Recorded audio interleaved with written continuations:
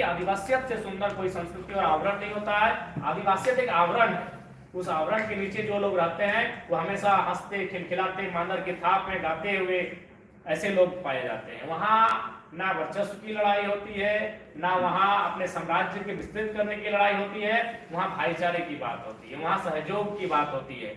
वहाँ अगर किसी की वेश ज्यादा है तो वो किसी को देने की क्षमता रखता है, उस सोसाइटी की यहाँ बात होती है। इसलिए निसंदेह हम लोग उस दिशा में जरूर काम करेंगे।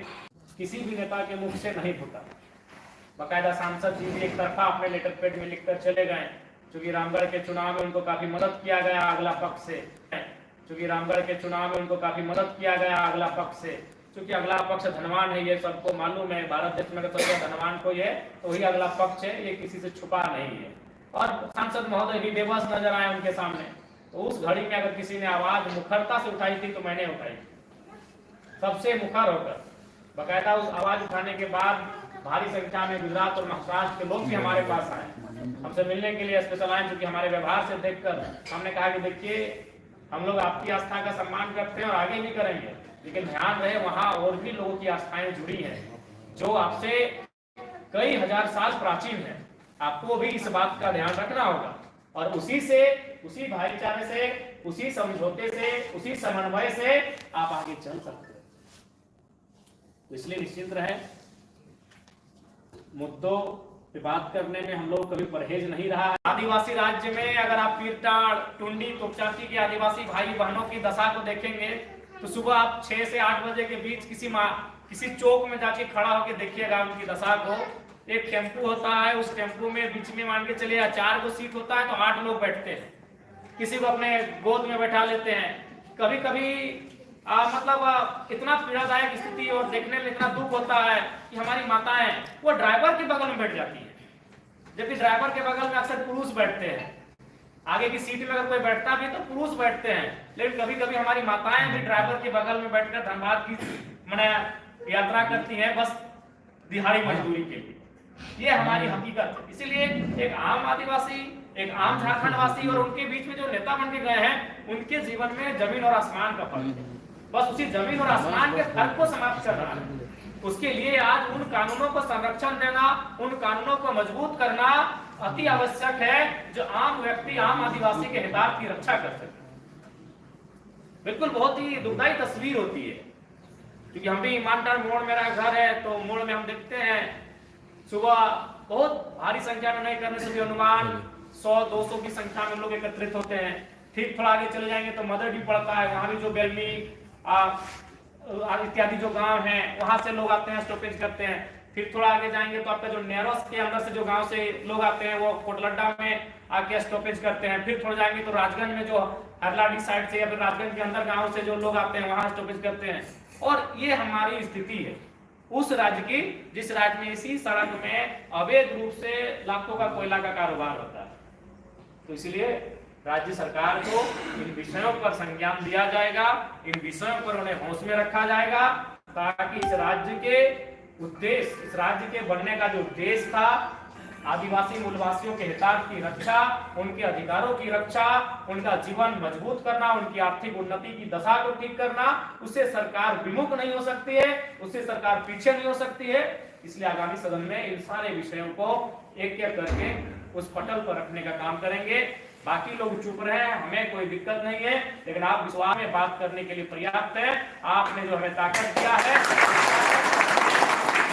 आभास कराया है, उस ताकत को हमने सदन में भी आभास कराया है और इस बार का भी सदन में हम आभास कराएंगे कि आपने जो नेता यहाँ से चुना है वो केवल आपने अपने गांव में, टोले में, मोहल्ले में घूमने के लिए नहीं, सदन में दहाड़ के लिए भी चुना है। इस बार भी आपको आभास कराएंगे। बाकी ज्यादा समय नहीं लेंगे, आप भी भली भांति जान रहे हैं कि आज परिस्थितियां विकट हैं और आज इस विकट परिस्थितियों में अगर हम नहीं चिंतन मंथन करते हैं, आज अगर हम कल के बारे में नहीं सोचते हैं, तो शायद हमारी भी वो दशा ना हो जैसा बाकी होता है। इसीलिए आज हमें चिंतन मंथन करने की आवश्यकता है और हमें उस दिशा में बढ़ने की आवश्यकता है जिस दिशा में बढ़ के हम अपने आप को सुरक्षित रख सके, जिस दिशा में हम आगे बढ़ के अपनी पहचान को कायम रख सके, अपनी अस्मिता को बचा के रख सकें, उस दिशा में हमें बढ़ने की आवश्यकता है। इसलिए आज प्रबुद्ध जनों के बीच हम लोग जो बैठे हैं, उम्मीद करते हैं आज जो निष्कर्ष निकलेगा वो निष्कर्ष आदिवासी के साथ साथ झारखंडी तमाम लोगों के लिए फलकारी होगा, हितकारी होगा। राज्य के हमारे जो अग्रणी नेता हैं कि वो उन विषयों पे बात तक नहीं करना चाहते हैं, उन विषयों पे मौन होने के कारण आज हमारे राज्य की ये दशा है। आज देखिए हमारा राज्य खनिज से भरा हुआ राज्य, आज हमारे राज्य में जो खनिज का खनन किया जाता है वह अवैध तरीके से यूपी और बिहार के बॉर्डरों में पार चला जाता है। जमीन में ही जिंदगी होती है, आसमान में जिंदगी नहीं होती। अब तो आसमान वाले भी धरती में आके विराजमान हो रहे हैं। आसमान का मतलब ईश्वर अल्लाह खुदा जिनको हम लोग भगवान हर धर्म में तो आसमान नहीं मानते ना कि उनका ऊपर वाला आसमान में रहता है, लेकिन आपको धरती में वो भी जमीन तलाश रहे हैं। और तलाश रहे हैं क्या, एकड़ के एकड़ में जमीन में आप स्थापित हो रहे हैं। किसी भी धर्म के मान्यता, जो भी धर्म की मान्यता है, जो भी आस्थाएं हैं, उनके जो ईश्वर हैं, पूजनीय हैं, वह धरती में जमीन तलाश रहे हैं। तो मेरा मानना है कि मानव की जिंदगी जमीन में ही टिकी है, इसलिए सबसे पहले जमीन संबंधित मुद्दों पे हमें बात करनी चाहिए। आज अगर हम अपनी जमीनों को सुरक्षित संरक्षित नहीं रख पाएंगे तो आने वाली पीढ़ी के पास कुछ नहीं रहेगा। इसलिए जब इस बार सदन होगा, हम सबसे पहले जिस प्रकार से गलत तरीके से, अवैध तरीके से जो जमीन को कब्जा करके रखे हैं भोले वाले आदिवासियों का, उन्हें कब्जा से मुक्त करने के लिए हम सरकार से मांग करें। उसके बाद हमें इस बात पर सोचना होगा, जोर देना होगा कि आखिर जो अन्य प्रदेशों से बहुत बड़ी आबादी हमारे पास आ रही है, जो लगातार हमारे सामने हमारे बराबरी करके लेके जा रही है, हमारे हिस्सों को लेके जा रही है, उसे रोकने के लिए सरकार को क्या प्रावधान करना चाहिए। तो जब वे लोग कंपटीशन से आउट हो जाएंगे, तो हमें लगता है कि झारखंड के लोग इतने सामर्थ्य और सक्षम नहीं रखते हैं कि 35 और 40 लाख रुपए देकर सीटों को खरीदेंगे। जब वे कंपटीशन से ही आउट हो जाएंगे, जब उनका चांस ही हम खत्म कर देंगे, तो हमको नहीं लगता है कि वहां 30 लाख 25 लाख का बोली बढ़े। आज अगर हम लोग का जमीन का भी बोली कोई बढ़ाया है तो गैर झारखंडी लोग बढ़ा के गिरा। हर चीज हमें आज अगर हमें महंगा किसी ने किया तो गैर राज्यों के लोगों ने किया है।